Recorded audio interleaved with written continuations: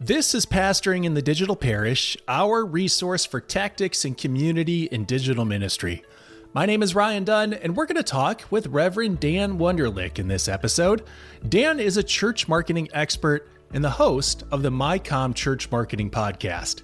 The biggest stressor for most of us when it comes to digital ministry is that the digital parish is not necessarily the campus to which we've explicitly been hired or appointed. Likely, we're working in a ministry field that existed before COVID tide, and now we're working in digital ministry as a means of adaptation to this new societal norm that's digital first. This means that a lot of our primary demands are away from digital ministry because we still have Bible lessons to prep and worship services to plan and pastoral visits to do. Dan is a local pastor who understands that tension well. So he's going to share with us some ideas and tips for saving time and easing our workflows while we stay on top of our digital ministry demands. Sound good? Let's get to it. Dan Wunderlich is pastor at Lakeside United Methodist Church in Florida. He's the host of the MyCom Marketing Podcast, one of our sister podcasts here with United Methodist Communications. Also the founder of Defining Grace Ministries. You've hosted, Dan, a podcast in the past called The Art of the Sermon and have really kind of kept up on social media trends and presenting our good news in digital communications. And I appreciate you being here, Dan.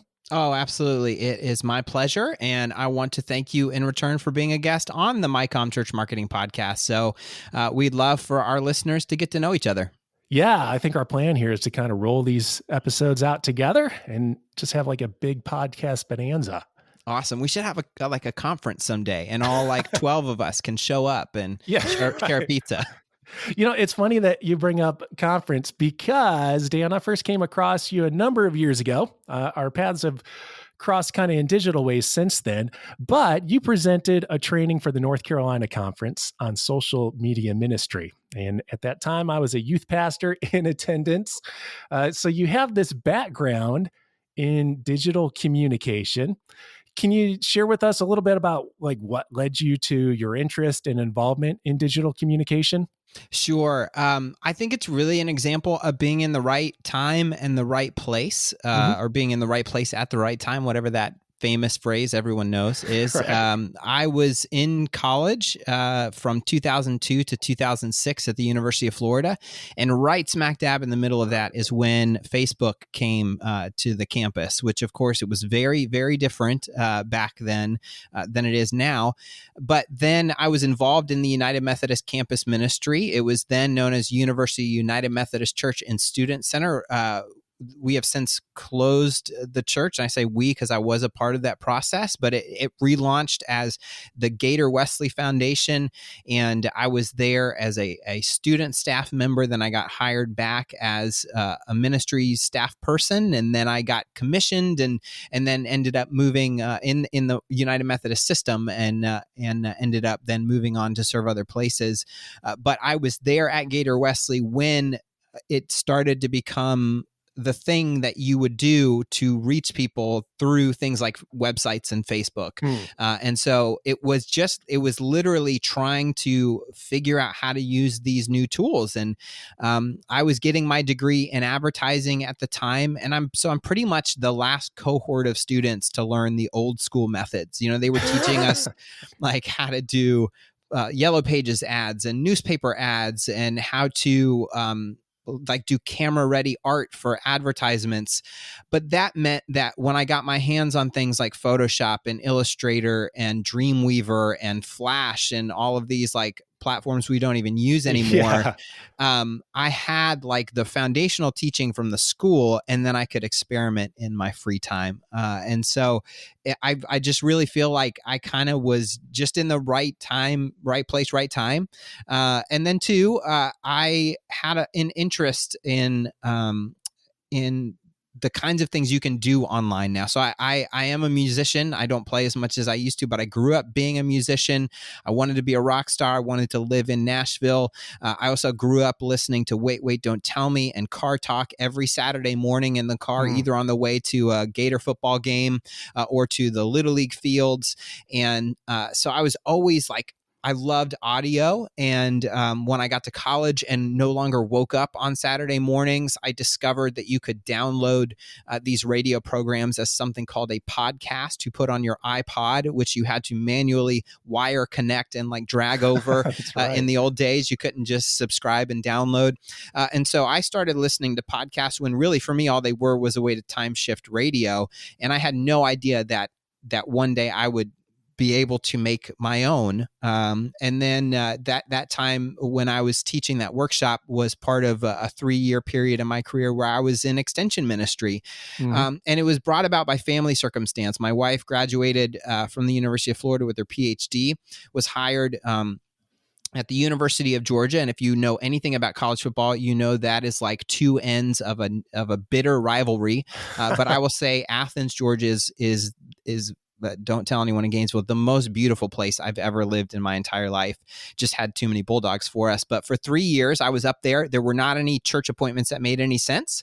But my bishop and district superintendent did not want me twiddling my thumbs. And so they said, what can you do? And I said, well, there's a lot going on in the space of podcasting and social media and digital ministry. It's becoming more and more important. But I know that pastors do not have the time to learn this and keep up with it. And so how about I spend my time keeping up with it and then try as best as I can to resource pastors and ministries. And I am grateful that you came to that training, but if you remember it too, I had way too much content because there's also just way too much going on at all times. And now that I'm a local church pastor again, I was absolutely right in my hunch that local church pastors don't have time to keep up with it. And so that's a long answer to a short question, but I think just my path has brought me overlapping these fields for a while. Yeah. Well, the training, I'll be honest, it was incredibly helpful for me as a youth pastor trying to figure out how to reach people in relationship who are starting to look to connect digitally first, like the digitally native population. And so you did that for a number of years in doing that consulting type work and helping to empower local pastors, and have since gone back into pastoring in the local church, still with the mindfulness about communicating through digital means, but you're likely feeling the pull that so many of us have felt for the past year and a half. And that's this pull of trying to balance an increasing need to engage digitally with people who are now, again, digital natives or relating to each other digitally first, while you're maintaining kind of a healthy in-person or traditionally structured congregation. So within your context there at Lakeside, how has Lakeside's digital engagement changed over the past year and a half or so? Well, and I mean that the question being limited just to that time frame is key because so much has changed. And even I came to Lakeside in 2018, and so leaving extension ministry, even between the summer of 2018 and March of 2020, it was a different world, and just trying to keep up with all that has changed. You know, when you're trying to carve out a space online pre-pandemic, that was hard enough. And then March 2020, now everyone is online. And it's not just that everyone is online, but the people who were in the routine of coming to your church to attend in person are now attending from their couch, if they're attending at all. And when they're attending on their couch, it is literally no extra effort for them to tune into, to keep it in our family, Adam Hamilton's church or to one of the other, mega churches. And to be honest, a lot of us, like at Lakeside, we had plans on eventually starting online worship, eventually using Facebook groups for ministry. And we had been working through plans for that. But then suddenly, man, it became absolutely necessary. And, so the churches that had TV ministries and online ministries were ready to go. The rest of us struggled to keep up. But I also think for us, especially, it was a blessing in disguise. I am an Enneagram 1. I'm a perfectionist, and I can use my perfectionism to delay decisions I don't want to make. And so it became easy to say, well, we just need to research the best equipment for our needs and our budget. And when we figure out the right camera and the right lights and we get the right sound stuff, then we'll launch online worship. But that, that's me saying that's a future Dan problem. But then when it's Friday afternoon and the NCAA, SEC basketball tournament is being shut down and NBA games are being canceled and our school district is saying, you know what, why don't the students take a second week of spring break just to keep everybody safe? I literally remember that Friday the 13th at dinner time, like making the call, okay, we're not meeting on Sunday and we have to be online in a day and a half. And suddenly this thing that I thought I was going to have 6 months, 9 months to figure out, we had 36 hours. But the nice thing too was that because the world had been completely turned upside down, there was a lot of grace. The people who were watching were just grateful that we were there, right? They were just grateful that they had something during that time of uncertainty. Whereas, pre-pandemic, an on-demand world where everyone wants everything to be perfect the first time, an aesthetically driven world, even if your church isn't overly hip, if you're going online, you try to remember back to what the world was like in 2018 and 19. I mean, you had to be ready to go at a certain level that a lot of us were going to struggle to get to. And so for me, what's changed is that it has pushed us into action, and it pushed us into action during a season in which I think people had patience and a willingness to let us grow. So I guess that's the that's the one sentence summary to the long things that I just said. And I get the impression that maybe, Dan, you were just a little bit ahead of the curve than a lot of others, because you had that period where you were researching this out as a means of profession. So how engaged are you now in the digital ministry of your church? As being a lead pastor, it's not something that you're specifically called towards, but something that you do have an interest in. Are you heavily engaged in the digital ministry of Lakeside? I am, but certainly not as much as I was when it began. I have to say that we had an easier transition than a lot of people would. At first, there were basically 3 to 5 of us that would show up on Sunday morning.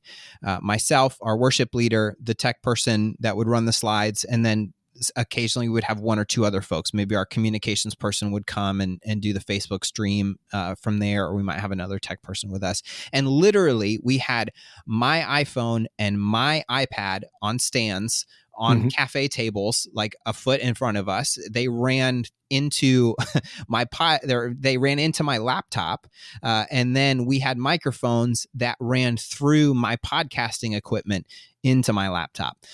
And that setup lasted us for a couple months, but that completely relied on my being there and my setting it up and all these things. When we realized, okay, we're moving closer to having people back, you can't have in-person worship where the pastor is staring into a cell phone 3 feet in front of their face. So then another just amazing coincidence or providence or whatever, we had a what's called a PTZ camera, a pan tilt zoom camera in our church lobby that we used because we have a baptismal tank in our lobby. And they used to do baptisms during the service, but they didn't want to make everybody get up and go out to the lobby. So they had this camera pointed at the baptismal tank. And they did a fair number of baptisms, but we basically had this $1,500 ready-to-go camera sitting in our lobby that we weren't using anymore because I changed the order of the service. So suddenly we could rip that off the wall, bring it into the sanctuary and shoot from the back, which then allowed us to use the sound system again and all these things. And so in the beginning, I had to be very hands-on, but I, again, as an Enneagram 1, part of what I've tried to do is learn to let go and let the people whose job it is, whether they're staff or volunteers, have more ownership over it, because I also eventually need to take a Sunday off. Yeah. And I was not very good about self-care through the pandemic, at least as far as taking time off. Well, in having your experience with social media that you've had for a number of years, are you still engaged in the social media presence of Lakeside? We have an excellent communications person on staff. And that is a blessing. Although I joke with her, like, you have the hardest job on staff because you have the job the pastor wishes he had. Like, you have the job that I wish I was doing. And so, where she's getting detailed notes on Photoshop files, like bump this, change this color, tweak this type. And I was like, I feel so bad for you in some ways because no one else on staff is getting notes like this on the things that they're doing. But especially early in the pandemic, I was very active on doing Facebook Lives, doing check-ins, doing prayer times, doing coffee breaks for work from home folks, doing Zoom meetups, Zoom Bible studies. And I admit that I have kind of gotten away from that. For a church who has a pastor who hosts a church marketing podcast and is really into digital ministry, some of it, honestly, just to be honest, is the exhaustion of not having taken care of myself as well as I could. We discontinued some of that because I just kind of ran out of ideas. But as I am working to recover, we are preparing to do more digital things between Sundays. Okay. Well, you were incredibly helpful for me in that online, social media. Let's start that again. Well, you were incredibly helpful for me in that social media training for churches in offering some tools and resources that were time saving. Like, for me, that was the huge part. And as you've just expounded upon as well, like, the huge barrier for us is that we just feel like we're pulled in so many directions as ministers that it's tough to add in something new. In digital ministry is often that thing that just feels like it's the straw that's going to break the camel's back. So how were you able to bring some of your previous learnings into your current context in order to be able to develop a workflow that was somewhat sustainable for the period that you were in? The thing that I have discovered, so when you encountered me, I was so focused on the production side of things. And so we went over all of the apps that you can use to create graphics, the apps that you can use to cut video quickly, the apps you can use to pre-schedule social media posts. And all of those are really important. And if you're not using apps like that, if you're not using services like that, you can probably shave down time in your workflow and in your process.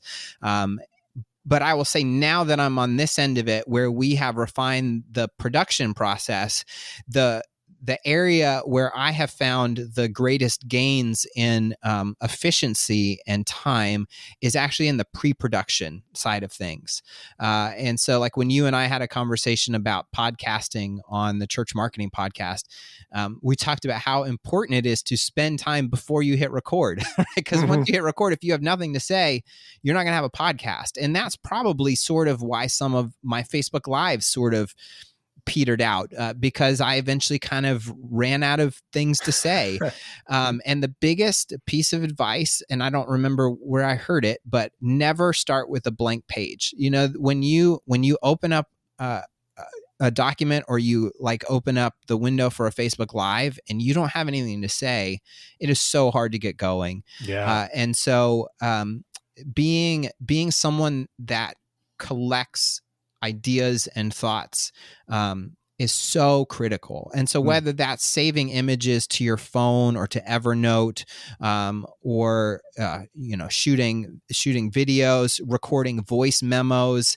I just heard an interview with Max Lucado, and he keeps a note on his phone of just words and phrases that he finds interesting and wants to potentially use in his books in the future. He's like, everyone thinks that I have this incredible vocabulary and that I think up all these ideas. He's like, no, I just hear them and then I write them down. And then when I'm writing my book, I've got this list of 50 words or phrases that I would love to work in. And I've taken some training with both Rob Bell and John Acuff, and they talk about this process of collecting ideas and organizing ideas so that when it's time to sit down and write, you are never starting from a blank page, right? If you don't have an idea of what, we're recording this on a Wednesday. And so let's say that every Thursday morning I do a little 5-minute devotion. and I just can't think of anything. Well, I have an Evernote folder with ideas for devotions. And so if I don't have something, if there's not something timely, not something related to what's going on in our church, I can open up that folder and I've got ideas. And the only way that you are going to have those ideas is if you capture them in the moment. And even a service like Evernote or the notes function on your phone or your photos, like if something captures your interest, even if you don't know why, write it down. Take a picture, shoot a video. You will never be disappointed later. You might not remember why you wrote it down, but you'll never be sad to have something to start with. Yeah. Oh. Well, I know that you're big on workflow, and on the MyCom podcast, you've dedicated several episodes to talking to other people about their specific workflows and how they're getting things done. So how has the digital component of ministry shaped and then integrated into your current workflow? One of the best parts about digital ministry is that it can be time shifted. So in-person ministry, I have to be ready to give my sermon on Sunday morning at 8:30 and at 10:45. But also, I can only give the sermon for that Sunday. If somehow I were to get ahead and had 2 or 3 more sermons ready to go, I can't just preach them there while everyone's there and be like, all right, take care, see you in 3 weeks. But one of the best things about digital ministry is that you can batch things and work ahead. And so if you do a weekly devotion, you have to decide, is it worth it doing it live? And if it's worth it doing it as a Facebook Live, then do it as a Facebook Live because you collect an audience. And it's not just that you collect an audience, but that you collect an audience that engages in the live format. But if you've been doing these 5-minute devotions and they're getting a lot of views, but people aren't really communicating in the comments, they're not really responding to your call for prayer requests, then what that tells you is people value the content, but they don't need it to be live. And so what you can do is you can write a month's worth. You can write 4, 5, 6, 7, 8, iron 8 shirts, bring them in. Film a 5-minute one, change your shirt. Film a 5-minute one, change your shirt. Film a 5-minute one, change your shirt. And before you know it, now you don't have the weekly pressure of producing a video, right? You've taken maybe an hour, maybe 90 minutes, maybe 2 hours to record a month or two's worth of 5-minute devotions. You schedule those bad boys and you don't have to think about them. They are ready to go. And so batching, both for writing and recording and filming, getting ahead, those kinds of ways. We do that with the MyCom Church Marketing Podcast. I will record 2 or 3 in a week, and then I'm done for the quarter. And it's not that I don't enjoy the process, but if you're in the flow of something, guard that flow. Like take advantage of it. Yeah, well, that's one of the challenges with digital ministry because it is always on. We feel like we are constantly needing to be reactive to what's out there, right? So it can be incredibly valuable from both a productivity standpoint, but also from like a mental health standpoint to put some boundaries and to compartmentalize that work a little bit, to say, Monday morning is when I broadcast out or forecast out or schedule the entire week of social media posts. Absolutely. And you can, sorry to jump on you, when you use a platform like Facebook or even YouTube, you can schedule these videos to basically function like a live video. A lot of churches did this with their Sunday morning worship. There were churches that maybe didn't have the capacity or didn't want to trust their church's internet signal to go live on Sunday morning. And so you recorded a service, but then you used the premiere function, and so the first time it plays like a live feed. And you know what that does actually is, so you do 2 months worth of devotions, you schedule them as premieres. You can actually be in the comments interacting with people while you're also on the screen. Because I think we've also all watched Facebook Lives or TikTok Lives or Instagram Lives where the host is spending more time reading comments than they are delivering the content that you're there for. And so there are ways to get the best of both worlds. Yeah. Yeah. Well, and there are some cheats around that as well, because there are online platforms that will allow you to take a recorded video and present that through their stream as a Facebook Live event. Right. You might appreciate knowing that as a as a number one on the Enneagram. Yeah. Well, and another thing too, just a real simple for all kinds of work, but certainly for digital work, is schedule the right work at the right time for your energy level. Like if you know that, because one of the keys to digital ministry is knowing when to post, It is, of course, always on demand and things are always available by archive. But if you're doing a devotion that you want people to experience together, oftentimes your options are early in the morning or late at night. That's when people are scrolling social media, but you may not be at your church around your equipment at 6:30 in the morning or 9 p.m. at night. That also may not be your best time. And also this is going to sound really like maybe not the best to say, but like if your best thinking time is 10 a.m. to 1 p.m., then perhaps doing a 5-minute devotion at 10:30 a.m. is not a good use of your time, because that's when you should be thinking and working on your sermon or working on strategy, or, so what's nice is between batching and pre-production and tape delaying, you can really use the benefit of digital ministry to make this better fit your schedule. But you have to think about it first. Like, you have to know your rhythms and your flows, and a little bit of planning will really, really save you time. Maybe not in that one day, but it will clear your calendar for a couple of weeks if you can all knock it out in one day. Well, a pastor's life is an interrupted life, right? Yeah, absolutely. Your day is full of interruptions. How do you put some boundaries around that batch time? That is a great question. And I think it is,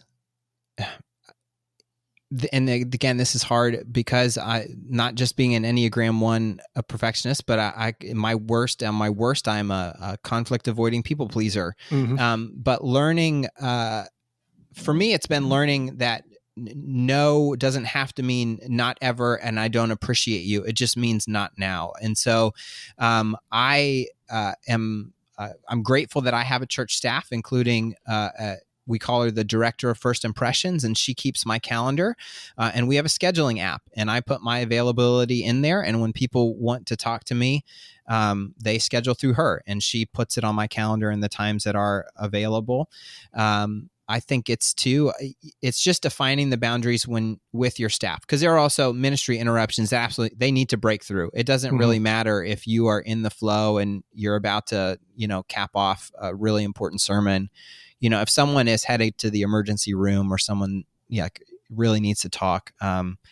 So I don't know. I think it's a personal thing. It really depends on what resources you have around you. I have also been, I had a 2-point charge where I was the only staff person. Like, when I was in the office, I was it. Every phone call was answered by me, and every person that came through the door encountered me. And I could not have I'll just say the boundaries would be a lot different then, and figuring out how to enforce them would be different. Well, getting back into workflow and some time-saving tips, as I look across your various social media presences, from Lakeside to your personal stuff, a lot of the graphics are on point. Like, I admire them, Dan. It's nice work to look at. So what are some of the tools? Again, this helps us go back into workflow as we look to batch things together and save time. What are some of the tools that you use to develop some of these engaging graphics? Well, I will say up front, some of what you'll see on our church profiles are graphics that we source from a subscription service. So we subscribe to the CMG Church Motion Graphics, their social platform, and there are lots of services out there. Some are more expensive than others. Tip there, right? Okay, but no, absolutely, you do not have to create your own graphics. And part of what I did as Defining Grace was to make graphics available for free from time to time, and there are some resources out there. I would recommend that if there is a church in town that has a designer, or even a church in another conference that has a designer you admire, you may be able to reach out to them and they might be able to share some things with you. What's great too is some of these services like CMG, you not only get the image, but you also get the Photoshop file. And so you can use them as templates to edit things for yourself. We use the Adobe Creative Cloud products, but if particularly, I think they're on both Mac and Windows, Affinity Photo, Affinity Designer, and then they have a publisher version, an alternative to InDesign. They are a bunch of former Adobe employees who weren't really comfortable, as far as I understand it, really comfortable with the subscription model, and they wanted people to have a Photoshop-like program that you could use that you pay for once. And so some of it is just finding some software and then getting comfortable and learning it. Because I'm not in the day-to-day creation of social media, I'm not using quite as many apps on my phone or tablet as I did when I was making things all the time.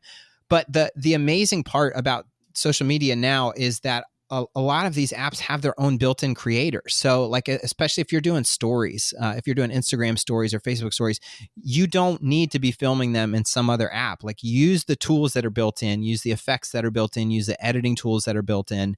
And that's how you get going. And then I grew up drawing, and then, like I said, I ended up in advertising, and I chose advertising over marketing because it had an art component. And to be honest, like, I started by copying and ripping off the stuff I loved in order to learn how to technically do it. And then once I knew how to achieve these effects, I then started to develop my own skill. And so, that's kind of also how I learned how to preach. You rip off the people you admire, but you learn how they do what they do, and then you make it your own. I'll say a couple key resources. Unsplash is a free stock photo site that is, for me, it has revolutionized what is possible graphically online, because it is a free stock photo site, but it is high quality photos. And part of what's nice is, especially now, they've made it to where photographers can also, in addition to offering free photos, like say, I am available for hire. So it's become this site where you can get great photos. They do tend to be very, like, there's definitely an Unsplash look, and everybody uses Unsplash. Yeah. So you run the risk of using a photo that 1,000 other people use. And so certainly if you are running an ad for your church and it has people in it, make sure it's people from your church and not people from Unsplash, because if they see your invitation to worship with a hip looking young person, and then they see the church down the street has that same hip looking young person in their ad, they're going to realize something is up. There are some stock video sites out there. There's some music sites out there. But I would say for me, the most underappreciated element of particularly social media design is typography, and using good-looking fonts. And there are lots of free good-looking fonts out there. Google Fonts has some, but being willing to spend a little bit of money or make a big investment on one or two really good-looking fonts and then sticking with them will really elevate your design. So if you're a Creative Cloud subscriber through Adobe, you have access to Adobe fonts, or you can also sign up for emails from fonts.com, myfonts.com, or a type foundry or type creation company or designer that you like. They run sales all the time, and you might be able to grab a really great font on a Black Friday sale or some random weekend in March or something like that. And if you have high quality, I'll just say, like, we don't always think about type choices, but to me, that's like one of the easiest and most overlooked ways to elevate your design. Okay. You brought up the idea of ripping off people who we admire. I had a boss when I was in copywriting who said, good writers write, great writers steal. Now, we're Christians. We don't endorse stealing, but it certainly can be a time-saving thing to repurpose some of the other elements that we find out there. And I think especially repurpose content that we have already created ourselves. Yep. So, as ministers, a lot of us are engaged in creating content, every week for the Sunday morning event. And that can be a treasure trove of content for the rest of the week in social media. Because, one of our bars to entry in social media is often that we feel like we have to create fresh content. Well, if we're already generating a sermon, we have a whole ton of content available for us the rest of the week as well. Are there ways that you're taking some elements of your Sunday morning and then applying that as content for the rest of the week at Lakeside? Yes, we are. And I will point you online to someone named Dave Adamson. He's known as @AussieDave, AUSSIE. He's Australian. He was on staff for a while at Andy Stanley's church, North Point, and he is one of the biggest proponents in repurposing Sunday content throughout the week. Now, when your preacher is as good as Andy Stanley and has a tight 2 to 3 minutes that can stand on its own, that gets a little bit easier. But some of that is when I'm writing my sermons, I am trying to, without taking away from the entirety of the message, thinking through, is there a section in the sermon that I can intentionally structure to stand independent? And some weeks I succeed at that. Some weeks I don't succeed at that. And some weeks it doesn't even cross my mind to think about that. But we do repurpose sermon clips. So we stream live on Sunday, and then that obviously service is archived in perpetuity. We release the sermon podcast usually Sunday afternoon or Monday morning. Monday morning, our creative director or communications director will clip down the live video to just the sermon, and we'll post the full sermon on Facebook and YouTube. And then usually later in the week, we'll grab a 2 or 3 minute, sometimes up to 6 minute clip of the sermon. But one of the things that we've talked about doing is once we kind of have a regular video set up is to do and we should have talked about this in how to minister well to both in person and online, is that recognizing that for folks watching on a phone or watching in their living room, that is a very different experience than sitting in a sanctuary. And while we may have a personal opinion on which is better, everyone is doing it, or not but everyone that is engaging your content is engaging your content, and we have to think through how they are engaging your content. And for a 30-minute sermon, even a 22-minute sermon on an iPod or an iPhone is not something most people are going to sit through. And even a sermon clip can sometimes be difficult because it doesn't feel personal, right? A handheld device, oftentimes, and especially in a living room, making it feel personal is a great way to go. So even if you don't have a 2 to 3 minute section of your sermon that you can cut out and repurpose, there is maybe a concept in your sermon that you could rewrite into a 2 to 3 minute or 5 minute meditation that you can film separately, direct to camera, and talk as if you were talking one-on-one rather than the viewer feeling like they're just a fly on the wall of someone talking to a big room. And we have not gotten to the point where we're doing that regularly, although we've talked about it. But for Christmas Eve, 2020, the variants and things were starting to kick up in our area. And so we did do in-person Christmas Eve services, but we did them outside. We did not have a streaming setup outside. So we already knew that we weren't going to be able to stream it, but we also knew that there were people who weren't going to be coming. And so we filmed basically like a living room service. We created a separate worship experience that tried to think through what is the experience like doing Christmas Eve at home in your living room, and how can the sermon and the music and the scripture readings better tie into that experience. So I don't, hopefully that answers some of the questions. Yeah. When you're talking about repurposing something that you've already recorded, what's your workflow for doing that? Like, what tools are you using to cut up your longer video into something shorter? Yeah, that is my communications director. She has a Mac, and so she has GarageBand, and so she will go into the Facebook Live, and as long as you're a page administrator, you can download the video, and she just downloads the video and uses GarageBand to cut it down. And I created a template GarageBand file. So when we have like series artwork or something, she can drop that in and it will show the series artwork, and then it'll fade into the sermon video. And then at the end, it'll, fade back to the series graphic. And then, so that's it really, is downloading the video directly from Facebook, clipping it down, exporting it out of iMovie. Sorry, I said GarageBand, iMovie, and taking it from iMovie directly back to Facebook and YouTube. Okay, simple enough. Are there other ways that you've streamlined the video creation process? Because as I look at Lakeside's digital presence, there's a lot of video up there on your Facebook page. Are there other ways that you've kind of streamlined or made it more accessible to produce video? Well, we are investing in tools.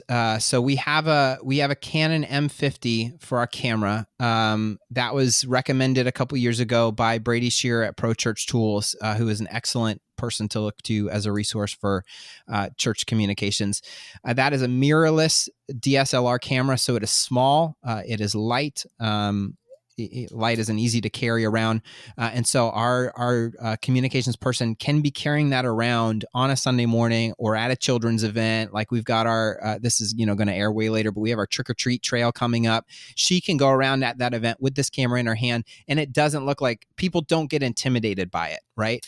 And two, you can just film right on your phone. There are people, obviously there are famous YouTubers and streamers and TikTokers who have very expensive setups. And then there are some people that are making a lot of money filming silly videos with the built-in editing and creation tools in an app like TikTok. But we've got a small mobile camera. It's not great for streaming, but we bought it before the streaming era. So we've got a small mobile camera. We've got a microphone attached to it, because one of the keys with video, you think it's image quality, but it's audio quality. People will watch less than stellar video. They will not put up with terrible audio. And then actually the thing that we most recently got that I feel has taken us to the next level is we actually got a teleprompter, a little pane of glass, an angled pane of glass that hooks onto the tripod. And then you put an iPad with a free teleprompter app, and the camera shoots through this angled piece of glass. And what you see instead of a camera lens is you see the words that you're saying. And so before, we used to have scripts or an outline taped to the bottom of the camera. And so as you're watching someone give an announcement, they're constantly looking away from the lens, and you can tell. Or there's people that tried to memorize it. Like when we did that at-home Christmas Eve service, I had memorized my sermon because I didn't want to be looking at notes. And my goodness, it took me 5 takes to get through the whole thing. Yeah. And it does take practice to get more fluid reading off of a teleprompter. But that's one of those things that it's kind of unbelievable to me just how the little bit of the person who's speaking is looking directly in the camera and is speaking with confidence. They're not looking off camera, and they're very clearly not desperately panicking in their mind trying to think about what comes next. That's just one of those little silly little things that I thought, maybe this isn't worth the money. Should I really be spending the money on this? But I have really appreciated having it. Yeah. And I have found the teleprompter to be a huge time saver because, as you noted, it cuts down on the number of takes. Yeah. I don't feel the pressure to have to memorize everything. And there are actually teleprompters that you can download onto your phone that will play as you are recording. So as you're staring at the camera on your phone, or at least staring at the screen on your phone, which is right next to your camera, you're reading what is there. It's incredibly helpful. And I'll try to link those up in the show notes. Hey, what else? What's another app that you're using that's saving you time right now? Here's where you get to edit. Yep. Let me think.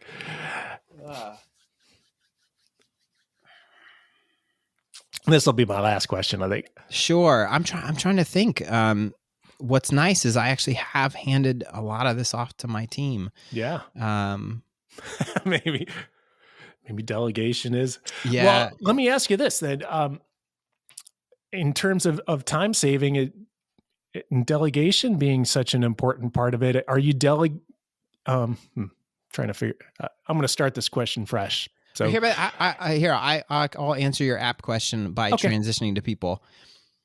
To be honest, Ryan, the best time saver for me has not actually been an app or a workflow thing, but has been empowering people on my team to be more involved in the content creation process. Again, being a perfectionist, being someone who feels like it will be better if I do it myself. And, I've heard 1,000 church leadership podcasts say, if someone can do it 80% as good as you, if someone can do it 70% as good as you and has the potential to get better, that's the point to give it to them. I mean, they're right. They're right. I am not Lakeside United Methodist Church. I am the pastor of Lakeside United Methodist Church. And for all United Methodist pastors, I joke with my team, and it is a kind of a joke right now because I haven't taken taken one Sunday off in the last 2 years. But it is my responsibility to ensure that the pulpit is filled. It doesn't mean that I'm in it every week. And so if you are committing to digital ministry, it is your responsibility to ensure that your church is doing digital ministry. That doesn't mean that you need to do it all yourself, and it doesn't mean that you need to do it neglecting your other responsibilities. Because especially if you are a creative person like me, if you would rather be spending, I can spend all day working up a series graphic in Photoshop and feel really great about it in the end. And then it shows up online for 4 weeks and then it's gone. And I'm not saying that that's not important in connecting people, and that graphic may or may not have played a role in having someone listen to the service. But what did I not do that I should have been doing during that time when someone else could have done it for me? And there are people in your congregation who are interested in these things. They may not know how to do them yet. They may not have the tools. But if we keep all of this stuff to ourselves, we're also depriving sometimes people on our staff who it's their job, but we're depriving people of the opportunity to use their gifts. Because there may be someone in your congregation who would never in 1,000 years hold the door and greet strangers because they are not, they're an introvert and crowds make them nervous. They're not really comfortable talking to strangers. They don't want to be seen as the face of your church, but they might be artistic, or they may pick up video editing or be interested in audio editing, or it may be, one of your, this is really so cliche, but there may be a youth who understands TikTok better than you ever will.